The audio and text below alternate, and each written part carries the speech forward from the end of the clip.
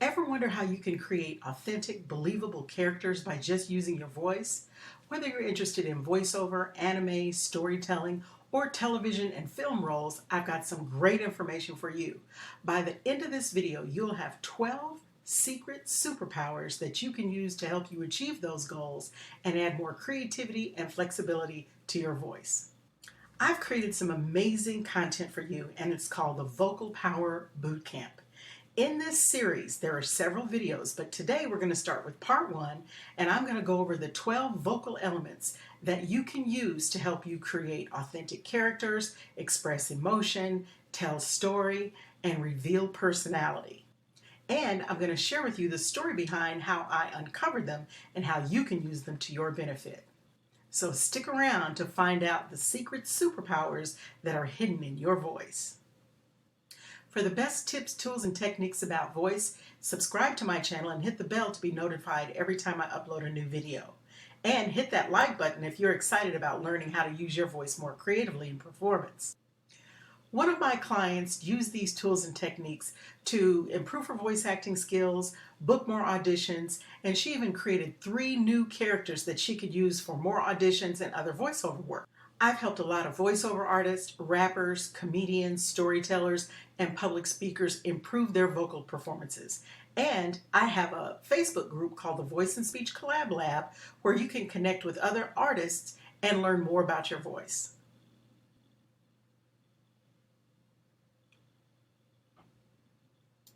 What are the Vocal Power 12? The Vocal Power 12 are elements and features of your voice that you use in communication every day. They're not new in and of themselves, but they did emerge as the most important features that audiences use to understand characters and gather meaning. It can be very useful for you to learn these elements and how to use them because your voice directly affects how other people understand you and gather meaning from what you say. And it will allow you to add a lot more creativity, flexibility, and versatility to your voice. So here's a radial mind map of the Vocal Power 12. There are 5 major categories. The first one is breath. The second category is pitch. The third category is inflection. It has 3 elements: inflection, emphasis, and volume. The fourth category is fluency. It has 5 elements: fluency, pace, pause, rate, and rhythm. The fifth and final category is articulation. It has 2 elements: articulation and pronunciation. The inner circle indicates the 5 major categories, and the outer circle represents the 12 elements. First, I want to explain to you how I uncovered them. This all started with my PhD dissertation research project. I set out to create a theory about how actors use their voices to create characters in movies, and I did just that. The theory is called Sonic Vocality. To begin with, I wanted to know how audiences understand characters. How do they really understand who they are? Is it by what they see, or is it by what they hear? So here's the basics of the research project. I used focus groups to gather the data and grounded theory to analyze it. There's a link in the description box to my full dissertation. Now, of course, it's really lengthy, and it is academic, but it's there if you're interested. Here's how I conducted the research. I gathered 5 pairs of matched films. Now, when I say matched films, I found an original film and then the remake. And I wanted to use a variety of film genres over different time periods that appeal to different audiences so that I wasn't just stuck with one area and one focus. So after going through a ton of movies, these are the 5 film pairs that I used for the study. The Thomas Crown Affair, originally made in 1968, and the remake made in 1999. The 1947 The Bishop's Wife, and the remake made in 1996 called The Preacher's Wife. Sabrina, made in 1954, and the remake made in 1995. A Raisin in the Sun, first adapted into a film from the stage play in 1961 and then the 2008 remake. And then finally, Willy Wonka and the Chocolate Factory, released in 1971, and the remake, Charlie and the Chocolate Factory, released in 2005. For each film pair, I edited clips where the dialogue was the same. Now, the only film where the dialogue was an exact match was A Raisin in the Sun, because as I mentioned, it was originally a stage play and then it was turned into a movie. So the dialogue in those two films was exactly the same. One additional note, the original Thomas Crown Affair was a bank heist and then the remake was an art heist. But I was able to find clips where the dialogue was very similar. It was really very close. Again, the goal is to look at the performance of the actors to see where the differences were. So I had 3 different focus groups. The first focus group, I showed the clips as they were produced with sound and visuals. The second focus group, I showed the clips, just the video, no audio. And the third group, I let them listen to the audio and no video whatsoever. So I was trying to isolate what audiences understood about the characters based on what they saw and heard, what they saw, or what they heard. And I want to ask you, what do you think I found? Who do you think gathered the most information about characters? Was it group 1 that saw and heard the film clips as they were produced? Was it group 2, they just saw the visuals, no audio? Or was it group 3, they just heard the sound, no visuals whatsoever? Put your response in the comments and I'll reveal the answer shortly. So after I had gone through all the data and saw what was there, then I had a better understanding of what the focus groups were really telling me. And they really revealed a lot of information I never expected. It was really very interesting. And that's how I created the theory, Sonic Vocality. Okay, are you ready to hear which group learned the most about the characters? Was it group 1, group 2, or group 3? Actually, it was group 3, the group that just heard the audio clips with no sound. They learned 10.2 times more than the audio-visual group and the visual group. Now, I hate to get all statistical on you with the 10.2, but it really was 10.2 times. But the point is, they learned a lot more about the characters because they were really focused and they were paying attention. And it was really very interesting to find out that even the people who saw and heard the clips, the people who were just listening, they caught things that the other groups never even noticed. It was really fascinating. So by the time I sorted and analyzed all the data, I had more than 360 different traits and characteristics that people either saw or heard to understand characters. Secondly, I had all of the visual or vocal cues that were associated with each one of those traits or characteristics. Third, I had the Vocal Power 12, all of the vocal elements that the participants understood and got meaning from about the characters. And then fourth, I found out all the relationships between all those elements. So it was really a robust study, and there's a lot more that I could do with it, which I do plan on doing, but right now, this is what we've got.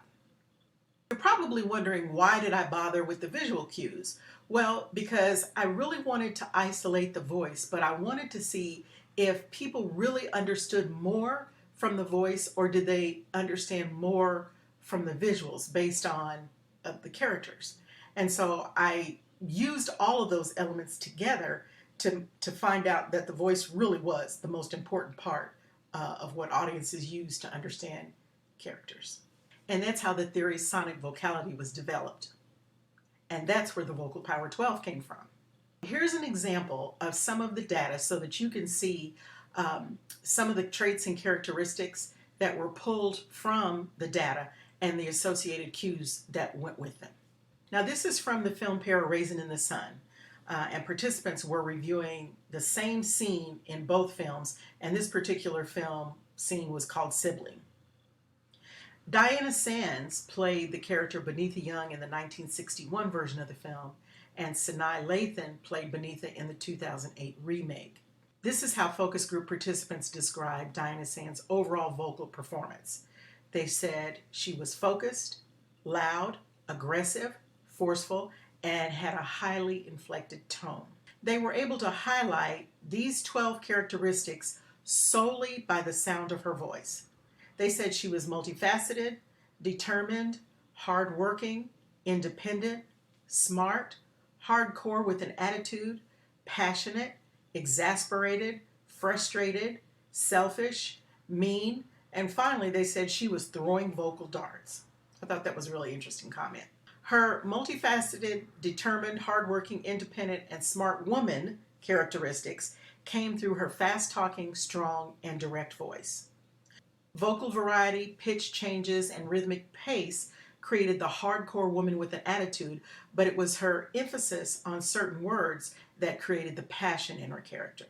Sands showed Beneatha's exasperation and frustration with her brother by a lot of exhaling, heavy breathing, and sighing. A direct tone with a slight down feeling in the voice made her seem selfish, and the rising inflection at the end of words and phrases coupled with a pushy, aggressive tone made her come across as insulting. Some informants called her mean and said she was throwing vocal darts at her brother, Walter. She had an aggressive, attacking tone and a speech rate that was so fast that she had to stop and take a breath. Now, regarding Sanaa Lathan's 2008 portrayal of Beneatha, they were able to highlight these 6 characteristics created solely by her voice. They said she was arrogant, bougie, strong attitude, educated, ambitious, and a dreamer. Participants thought she was arrogant and bougie, evidenced by a strong tone, high pitch, and rising inflection at the end of some phrases and sentences. Her attitude showed up through a loud, strong voice, low pitch with a deep and condescending tone. Using clear articulation and a style that pronounced every syllable of every word, Beneatha appeared educated, and her focused, direct tone contributed to her character's ambitious spirit. However, there was a dreamer in her who used a slower, softer tone. So that's a small example of some of the traits and characteristics and the vocal cues that were associated with those that focus group participants ascribed to these characters. The best part of this research is that it's audience-based. It's how audiences understand characters. And it's fascinating to me that they understand them mostly from the sound and use of the human voice, the spoken human voice. Very, very powerful. Now that you have a basic idea of how I conducted the research, I want to show you how it can benefit you. So I've grouped them into 5 categories to show you how they work together. Let's go back to the radial mind map. Breath. First category, it stands alone because it is the foundation of your voice and of all of the other elements. Second category, pitch, also stands alone because it is so critical to how your voice sounds. Inflection. Now, inflection is the name of the category, and it's also one of the elements. So some use the term intonation, but intonation technically is a science unto itself. But to avoid confusion, I just call it inflection. And the other 2 elements in this category are emphasis and volume.